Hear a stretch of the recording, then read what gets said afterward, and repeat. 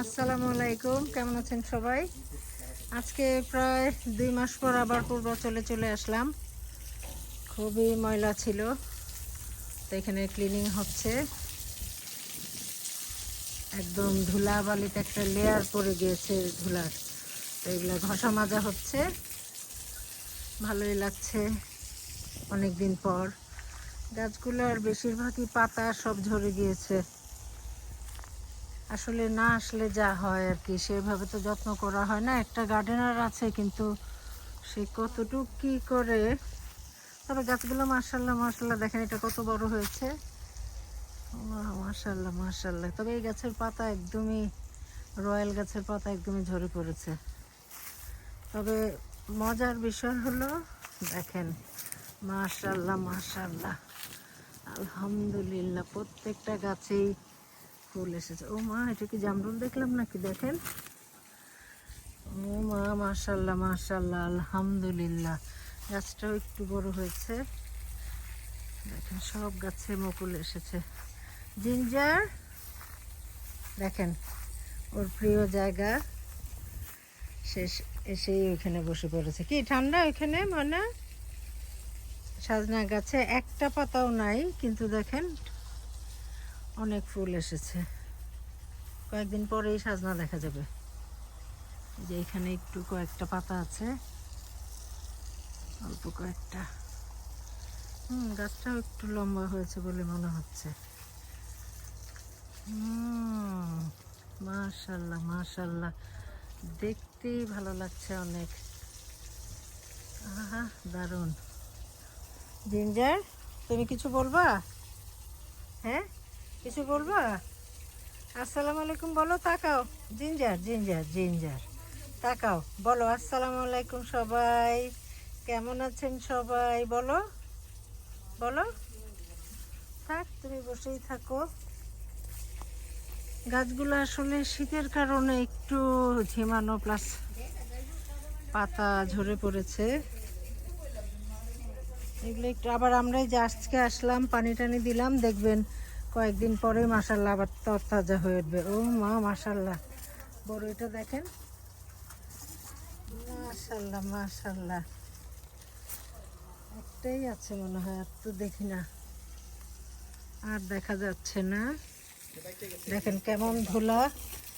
এগুলো সব এখন ক্লিন করা হবে আগে।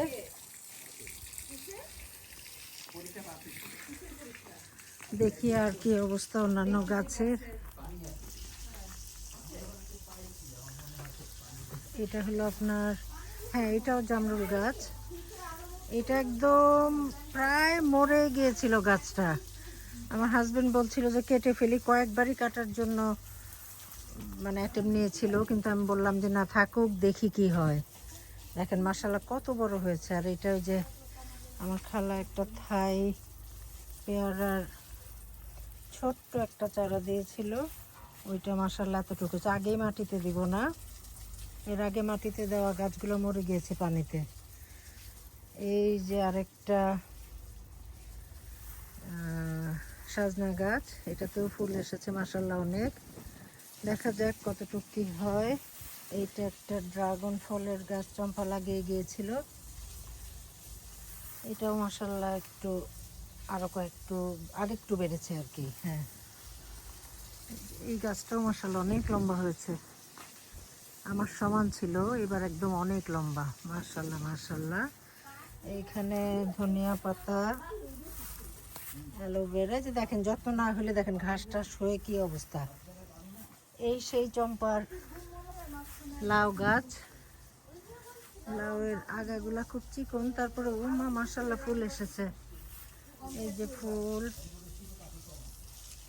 ফুল এগুলা, ও মাশাআল্লাহ মাশাআল্লাহ, দেখেন 2 মাস আগে লাগানো একটা ছোট্ট লাউয়ের চারা, একটা লাউয়ের, হ্যাঁ এটা কি বলে, হ্যাঁ লাউয়ের বাচ্চা বলবো, জানি না কি বলে, যে লাউয়ের লাউ হচ্ছে আর কি, এটা জানি না আমি কি বলে। কিন্তু আমার এই পাতাবাহার গাছের এই অবস্থা কেন? পাতাবাহার তো আসলে যে লোকটাকে দেখেছি সে খুব ফাঁকি দেয়। কাঁঠাল গাছটাও মাশাআল্লাহ অনেক লম্বা হয়েছে। নিম গাছের সব বেশিরভাগ পাতাই ঝরে পড়েছে। আরে এই যে আরো আম গাছ, দেখতেই সুন্দর লাগছে, অনেক মনটা ভরে যাচ্ছে, কি সুন্দর। এই যে আলু গাছ, এই আলুর শাকটা খুব মজার, আমাদের ছাদে লাগানো আছে। তো ওই শাক ওইটার থেকেই একটু ছোট চারা এনে এখানে লাগানো হয়েছে। এখান থেকে এর আগের বার নিয়ে শাক রান্না করে খেয়েছি। এটা আমার লেবু গাছ, এখানে অনেক মশা। এটা আরেকটা দেশি পেয়ারা গাছ, এটাও পাতা একদম, আমার মনে হয় একটা বৃষ্টি হলে গাছগুলো আবার তাজা হতো। এই চেরি গাছটাও দেখেন কি অবস্থা, সাধারণত এটা খুবই পাতায় ভরা ভরা থাকে, আসলে বৃষ্টিও নাই, আর এই শীতের সময়ও তো পাতা একটু হয়, পাতা ঝরে পড়ে, কিন্তু হলুদ হয়ে গেল কেন এত? আপনারা কি কেউ জানেন মানে হলুদ হওয়ার কারণটা কি? এইভাবে এত হলুদ তো দেখিনি কখনো। কেউ জানলে অবশ্যই আমাকে মেসেজে জানাবেন যে এরকম হলুদ হওয়ার কারণ কি হতে পারে।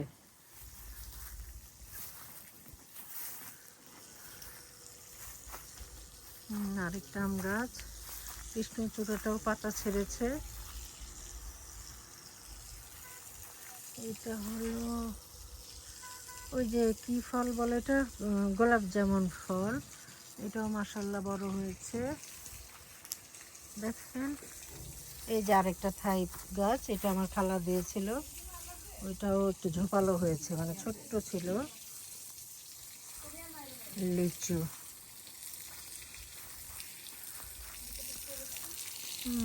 খুব দেখেন চারপাশে কিচ্ছু নাই, কেউ নাই, কি যে শান্তি। এই জায়গাটা আমার খুব পছন্দের একটা জায়গা এখনো পর্যন্ত আর কি। কয়েক বছর পর হয়তো এখানে সবাই বাড়ি ঘর করে ফেললে তখন আর এই মজাটা থাকবে না। দেখেন চারদিকে খালি ধুধু মাঠ, কয়েকজন অবশ্য বাউন্ডারি করে রেখেছে, এই যে এখানে এইটা, তারপর ওই যে আরেকটা, এই পর্যন্ত কেউ আর বাড়ি ঘর করেনি এখনো। তো আজকে এই পর্যন্তই, দেখি আর কি করি। খাওয়ার সময় আপনাদের সাথে আবার জয়েন করব, আপনাদেরকে দেখাবো আজকে কি নিয়ে এসেছি। কিচ্ছু নাই আজকে ক্যান্টিনে, তারপরেও আল্লাহ আজকে রিজিকে যা রেখেছে সেটাই খাওয়া হবে।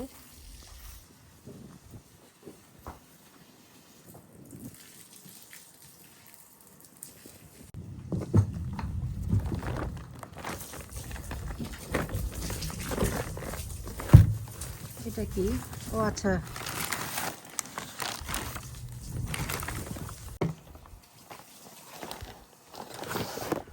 চা দিয়ে খাওয়ার জন্য কয়েকটা বিস্কিট।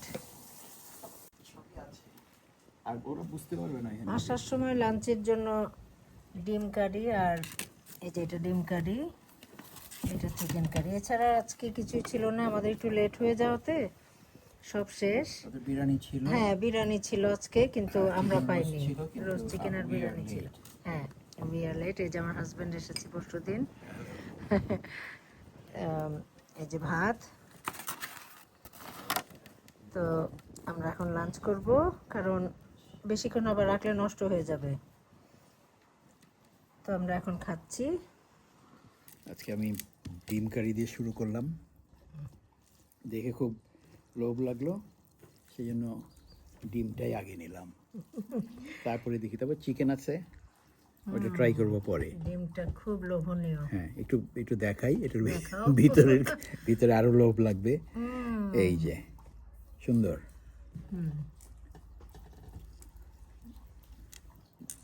চম্পা, দেখি তোমারটা।